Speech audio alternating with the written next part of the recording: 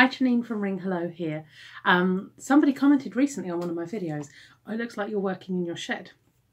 It's actually a log cabin office that we've built, his and hers, same kind of size, with a window in between, so that we get this right window there, so that we can communicate.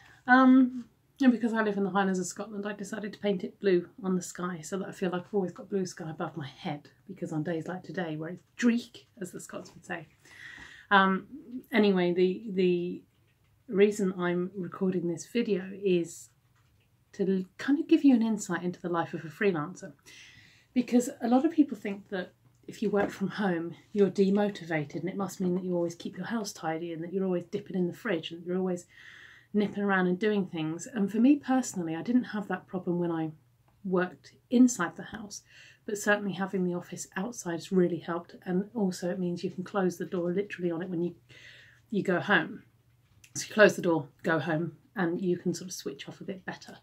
So that's definitely something I'd recommend if you are looking to become a freelancer. But you know, the part of the joy of being freelance is you can, if you want to, sit in bed with your laptop and make the calls. I don't do it.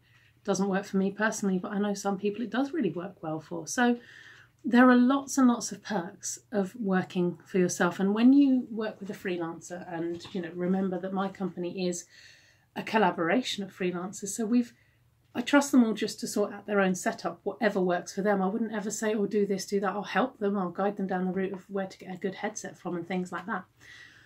But I would never force something onto somebody, because that's the whole point of being freelance, is you get to choose how you want to do things. So if you're thinking of dipping your toe in the freelance water, do it. I love having a separate place to work and a separate space to work. And my little trusty flamingo here, too much of a long story behind that to go into, but he brings me a lot of joy. Let's just say he brings me a lot of joy. So as I walk in my office every morning, there he is looking at me and smiling, and that's perfect. That's what I mean. So, but if you know, I'm always happy to chat to people, and I do this obviously whenever I work with a new freelancer under my team. We have a chat about what it is we need to get in place on a practical level, and things I can suggest. So if you need some help, just get in touch. Janine@ringhello.co.uk. If you're watching this on social media, ping me a message and I will reply to you. Thanks then.